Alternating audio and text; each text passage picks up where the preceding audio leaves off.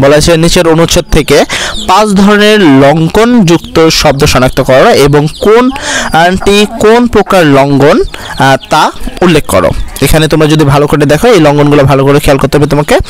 দেখতে দেখে লোকের ভিড় জমে গেল, চারদিকে গোলমাল হইচই, অনেকাও দেখতে গেল ব্যাপারখানা কি। ততক্ষণে কেদারা বাবুর গোনা প্রায় শেষ হয়ে এসেছে। তিনি 2 চোখ লাল করে লাঠিয়া ঘোরাচ্ছেন আর বলছেন 98, 99, 100। কোন হতভাগা মিথ্যাবাদী বলেছে 100 গুণালে রাগ থামে, বলেই ডাইনা বায়ে দুদাম লাঠি ঘা। তো এই হলো তোমাদের 11 নম্বর প্রশ্ন। এখান থেকে তোমাকে অবশ্যই লগ্নযুক্ত শব্দগুলোকে শনাক্তকরণ করতে হবে, তাহলে তোমরা পেয়ে যাবে 5 মার্ক। এর পরবর্তীতে আমরা চলে যাই 12 নম্বর প্রশ্ন। বিপরীত শব্দ ব্যবহার করে নিচের হ্যাঁ বাচক বাক্যকে না বাচক বাক্যে এবং না বাচক বাক্যকে হ্যাঁ বাচক বাক্যে রূপান্তর করো। 1 নম্বর প্রশ্ন ছিল সে অপরাধী নয়, এটা না বাচক, সেক্ষেত্রে হ্যাঁ বাচক করতে হবে। 2 নম্বর হলো আমি গত ক্লাসে উপস্থিত ছিলাম না। 3 নম্বর সাধারণত তিনি কোমল কণ্ঠে কথা বলেন। 4 নম্বর পরিস্থিতি আমাদের অনুকূলে নেই। 5 নম্বর এভাবে কাজ করলে অবনতি হবে। তো এই হলো তোমাদের মূল প্রশ্ন। এখান থেকে তোমাদের হ্যাঁ বাচককে না বাচক এবং না বাচককে হ্যাঁ বাচকে রূপান্তর করতে হবে। 13 নম্বর প্রশ্ন নির্দেশনা অনুযায়ী শব্দ যোগ করে বাক্যগুলোকে উত্তরপত্রে লেখো। 1 ওর এখানে কি হবে, করুণসূচক আবেগ যোগ করো। এখানে করুণসূচকে এই কথাটা বলতে হবে তোমাকে। 2 নম্বর জলদি দোকানে যাও, এটা হলো পাউরুটি কিনে আনো। দ্বিতীয় বাক্যে শুরুতে যোগ করো। এখানে 2 বাক্যের মধ্যে যোগ করতে হবে। 3 নম্বর যোজক বলতে যারা বোঝো না, আমাদের উত্তরে খুব ভালো করে বুঝিয়ে দেওয়া আছে। তোমরা চাইলে এই যে প্লেলিস্ট রয়েছে সেই প্লেলিস্ট থেকে সম্পূর্ণ বাংলার প্রত্যেকটি প্রশ্নপত্রের সঠিক উত্তর দেওয়া রয়েছে। এছাড়াও তোমরা যারা যোজক বিষয়ে সকল কিছু ওখানে বলা রয়েছে। সঠিক প্রশ্ন এবং সর্বোচ্চ মার্ক অর্জনের জন্য আমরা এই প্রশ্নগুলো সঠিক উত্তরই নিয়ে এসেছি এবং সর্বোচ্চ মার্ক অর্জন করার লক্ষ্যে যতটুকু লেখার দরকার ঠিক ততটুকুই লিখেছি। তারপর 9 নম্বর প্রশ্ন অঙ্কটা ভুল করেছো, বিশেষণ যোগ করো। গ নাম্বার ছিল তিনি বাড়িতে আসবেন, এখানে কালবাচক ক্রিয়া তোমাকে যোগ করতে হবে। 9 নম্বর প্রশ্ন বহুদিন অপেক্ষা করে আসি, অনুসর্গ যোগ করতে হবে। তারপর 14 নম্বর প্রশ্ন। 14 নম্বর প্রশ্নে তোমাকে যেটা করতে হবে, তোমার জীবনে একটি স্মরণীয় দিনের দিনলিপি প্রমিত ভাষারীতির আলোচনা করো। তোমাকে একটি রচনা লিখতে হবে যেটা প্রমিত ভাষায় লিখতে হবে, তবে তোমার স্মরণীয় দিন বিষয়ে তুমি এখানে যে কোনো কিছুই লিখতে পারো।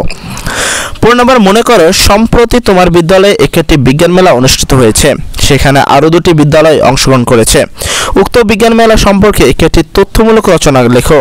রচনা লেখার সময় নিচের বিষয়গুলোকে বিবেচনা আনতে হবে। মেলার উদ্ভাবনা, প্রতিযোগিতা, তাদের প্রজেক্ট, পুরস্কার ও সমাপনী পর্ব, এগুলো তোমাদের রাখতে হবে। এবং তোমাদের সর্বশেষ বিষয় হলো রচনামূলক প্রশ্ন, দৃশ্যপট নির্ভর বা উদ্দীপক সহ।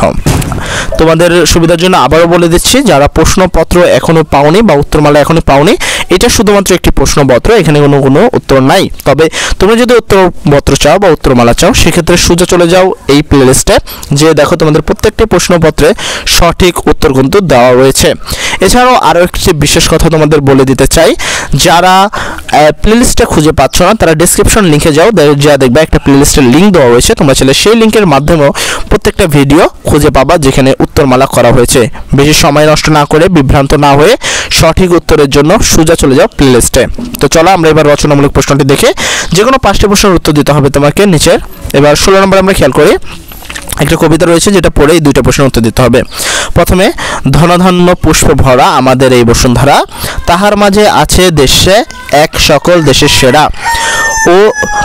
ও সে স্বপ্ন দিয়ে তৈরি সে দেশ, স্মৃতি দিয়ে ঘেরা, এমন দেশটা কোথাও খুঁজে পাবে নাকো তুমি, সকল দেশের রানী সেজে আমার জন্মভূমি। এখানে প্রথম প্রশ্ন ছিল উপরের কবিতা অংশে পল্লিমা কবিতার কোন ভাবকে প্রতিফলিত করেছে তা ব্যাখ্যা করো।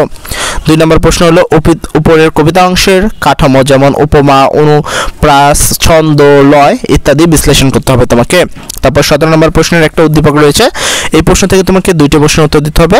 প্রথমে আসে, চিন্তার চর্চা মানুষের জীবনে দর্শনের প্রধান উপাদান, কিন্তু বর্তমান বিশ্ব ব্যবস্থায় আমাদের মানব সমাজ চিন্তার রাজ্য থেকে নির্বাসন নিয়ে কেবল যন্ত্র নির্ভর হচ্ছে তা নয়, অধিকন্ত আমরা নিজেকেই আজ একটি করে যন্ত্র পরিণত করে হয়েছি। বিজ্ঞান ও প্রযুক্তির নতুন আবিষ্কারকে জীবনের প্রয়োজনে ব্যবহার করে জীবনকে উন্নতি করার বদলে যন্ত্রের কাছে আমরা আত্মসমর্পণ করেছি জীবনকে, যার ফলে যন্ত্রের উৎকর্ষের সঙ্গে তাল রেখে মানুষের মাননীয় গুণাবলীর উৎকর্ষে মণ্ডিত হয়ে যাচ্ছে। মানুষের মানবিক বিজয় পতাকাকে উড্ডীন রাখতে হলে অবশ্যই জীবনের যথার্থ উদ্দেশ্য সম্পর্কে চিন্তা করতে হবে। বিবেচনাবিহীন ভোগ প্রণালী মানুষকে পশুর চেয়ে নিকৃষ্ট করে তোলে, যা অবশ্য আমাদের কাঙ্ক্ষিত নয়। তাই নতুন যে কোনো কিছুকে স্বাগত জানানোর আগে জীবনে তার প্রয়োজন কতটুকু বা জীবনের তার ক্ষতিকর আর কি না, এই প্রশ্ন ধরে উত্তরগুলো তোমাদেরকে গভীরভাবে খুঁজতে হবে। এবার এই উদ্দীপক থেকে প্রশ্ন যেটা ছিল, গদ্যাংশটি গঠনের দিক থেকে কোন শ্রেণীর পদ্যের প্রবন্ধের নমুনা বলে তুমি মনে করো, তোমার মতামত দাও। তারপর গদ্যাংশটি সভ্যতার সংকট প্রণয়নের বক্তব্যটির সংক্ষিপ্তভাবে ধারণা করছে, মন্তব্যটি পর্যালোচনা করো। 18 নম্বরে এখানে তোমাদের একটি দেখতে পাচ্ছ যে একটি কবিতা রয়েছে এবং কবিতা থেকে তোমাকে 2টি প্রশ্নের উত্তর দিতে হবে। ফার্স্টে যদি খেয়াল করে নিচের কবিতাটি ভালো করে পড়ো এবং সেখান থেকে উত্তরটি দাও। কবিতাটি অবশ্যই খেয়াল করবা। আবার আসিবে ফেরে ধানসিঁড়ির তীরে এই বাংলায়, হয়তো মানুষ নয়তো শঙ্খচিল শালিকের বেশে, হয়তো ভোরের কাক হয়ে এই কার্তিকের নবান্নর দেশে, কুয়াশায় বুক ভেসে একদিন আসবো এই কাঁঠাল ছায়, হয়তো বা হাস হব কিশোরীদের ঘুঘুর আম রয়ে লাল পায়, সারাদিন কেটে যাবে কমলের গন্ধ ভরা জল ভেসে ভেসে, আবার আসিব আমি বাংলার নদী মাঠ খেয়ে বাংলাদেশ এই ভালোবেসে, জলাঙ্গে ঢেউয়ে ভেজা বাংলার এই সবুজ করুণ ডাঙ্গায়। তো এখানে আসলে ফিরে আসার কথা বলা হয়েছে, যেখানে তোমরা খেয়াল করতে পারছো।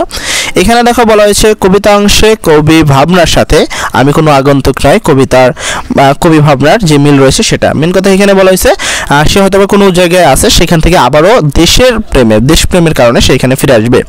আমি কোনো আগন্তুক নয়, সেখানেও দেশপ্রেমের দিকটাই ফুটে উঠেছিল। 2 নম্বর হলো উপরের কবিতা অংশের মূল ভাব প্রমিত ভাষায় লেখো, এখানে তোমাকে প্রমিত ভাষায় লিখতে হবে। এবার 19 নম্বর প্রশ্নে আসে। 19 নম্বর প্রশ্নে স্বামীর মৃত্যুদেহের বিদায়, এখানে তোমরা একটু পড়ে নেবা, আমি প্রশ্নকে বেশি বড় না করি। এখানে দেখো লেখা আছে অনুচ্ছেদের সতীদাহ প্রথার মধ্যে দিয়ে নিমগাছ গল্পের যে দিকটি ফুটে উঠেছে তা ব্যাখ্যা করো। তারপর অনুচ্ছেদের ঈশ্বরচন্দ্র বিদ্যাসাগর এবং রহমানের রায় কি বর্ণফুলের প্রত্যাশা পূরণ করতে পেরেছেন, নিমগাছ গল্পের আলোকে যুক্তি দাও। তো এটা হলো তোমাদের 19 নম্বর প্রশ্ন এবং এইটা হলো তোমাদের 20 নম্বর প্রশ্নের উদ্দীপক, যেখানে সাইদে তোমাকে দেখতে পাচ্ছ যে এখানে সাইদকে কিন্তু যেভাবে কিছুদিন আগে যুদ্ধ হয়েছিল সেইভাবে একটি মূর্তি দেখা যাচ্ছে। তো এটা পুরোই সাইদের মতো। তো এখান থেকে তোমাকে 2টি প্রশ্নের উত্তর দিতে হবে এবং সেই প্রশ্নটা ছিল 1, ছবির বিষয় এবং দৃশ্যশিল্পের চিত্রগ্রাহকের দৃষ্টিভঙ্গি বর্ণনা করো। 2, ছবিটি স্মৃতিস্তম্ভ কবিতার মূল চেতনাকে তুলে ধরবে কি, তোমার মতামতের পক্ষে যুক্তি দাও। তো এই ছিল তোমাদের সকল প্রশ্নের উত্তর।